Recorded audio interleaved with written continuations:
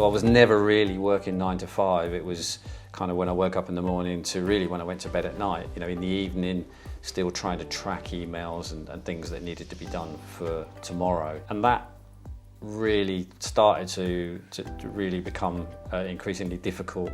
And I think that's what got me starting to think really about how long could I sustain this lifestyle. So you then sort of probed a bit further, and it then helped us to kind of go, well, if you could afford to retire tomorrow, albeit not win the lottery, would you retire? And we said, well, yeah, possibly. But I think what it really started to do was got us thinking very clearly about the future and the planning side and what retirement really looked like. Yeah, I think the financial side of it was important, because without that, you don't really know quite what you've got or what you haven't got and what your needs are going to be. I think that was the worry, was that maintaining the lifestyle that we led. I think once the finances were in place, we really did think about retiring. That was like the key. We can do it, so when you're ready. When I decided that I did want to retire, I did have the opportunity. The company were very good in as much as they offered me the chance to go to part-time hours, and that made me then reconsider again. But I think what it did do is, it was whether or not I wanted to commit full-time to work or step out. And for me, I couldn't be halfway in and halfway out. I had to be either in or out. I'm 59 at the moment, I'm 60 in December. I still feel young and still feel fresh, both physically and mentally. I don't want to give that up totally yet.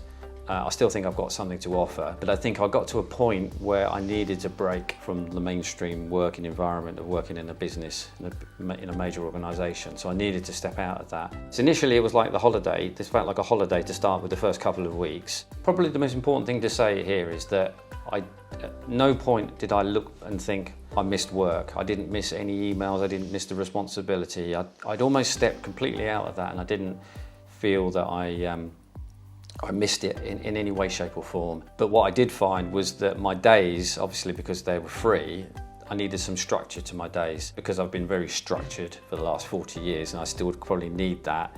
So you have been planning your weeks? So I have been planning my weeks, yeah. So the calendar in the kitchen has become my Google Calendar that I had previously from work, because work was very dominant in my life, really. That kind of dominated my lifestyle. Whereas now the calendar in the kitchen wall is telling me when we've got to pick the children up, when we're babysitting, when I'm playing golf, what time I've got to be there. So that's my kind of go-to now. And I'm, I have to say, in the short space of time that I've been retired, I'm absolutely loving it. The relief of not working and not feeling the pressure and being able to sleep at night and wake up in the morning with a clear head is so much better. What I have also found is that not being at work, and I was a very sociable person and worked in a company of about 240 people who I knew everybody. Stepping out of that and being at home predominantly apart from your social events, you do lose contact with a greater number of people.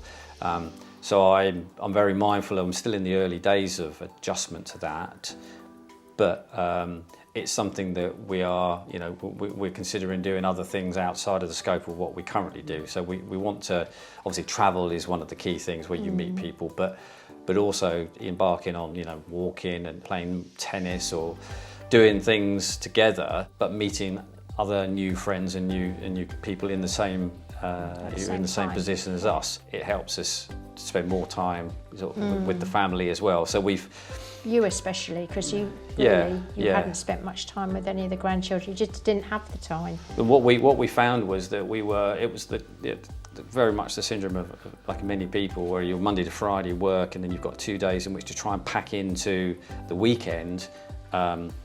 Whether it's DIY, whether it's seeing your parents, so if you've got parents, or looking after, like in my case when my father was dependent on us. Then you've got grandchildren, and then there's a whole load of other things as well, and you're trying to pack it into 2 days. Well, of course, it's very difficult, and I think, like a lot of people, things go by the wayside. So what we've tried to do now is to do our things during the week, and then dedicate the weekends to the family, because we know obviously that they will be at home. Yeah. So Saturday and Sunday tends to be a more family orientated days, whereas before I'd maybe go cycling on a Saturday morning, for instance. So I've now moved that out so that we can spend more time with the family and contribute more to them. So before I actually committed to retirement, was thinking about what I was going to do and take up some hobbies. And health is so important, and we hear so much about staying healthy, eating healthy, looking after yourself physically and mentally. And I'm very mindful that that's the important thing to do,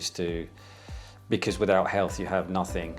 Retirement means to me, it's a place in my life where, having worked for 40 years, it's a time for really relaxing and enjoying life to the full. You don't have the responsibilities that you have when you're working for a company. So all of that's relinquished, but you've worked hard, you've planned, you've saved, you've done all the right things in order to prepare for the future. Now's the time to live it and to enjoy it. The planning is just the most important. Yeah. The reassurance as well of having some good sound advice is key, because you've got to remember that for 40 years you've had a salary going into your bank every month on the same day. Now suddenly that salary stops and you now have to survive and live off your pensions or your savings or your whatever investments, and that's a big thing to come to terms with. You have to, it's an adjustment of something that you've been used to for the last 40 years. Now suddenly it's a different way of living. So we basically sort of manage it month by month, don't we? Yeah. And keep a close eye. But I don't think we're fearful of it now. I think there was a slight fear that, have we got enough money? Are we going to be able to survive? What happens if the stock market crashes, etc., etc.? And I think through the good sound advice that Paul's given us, it's taken away all the fear, enabled us to then to be able to look to the future in a positive sense without having to worry about all of the what ifs.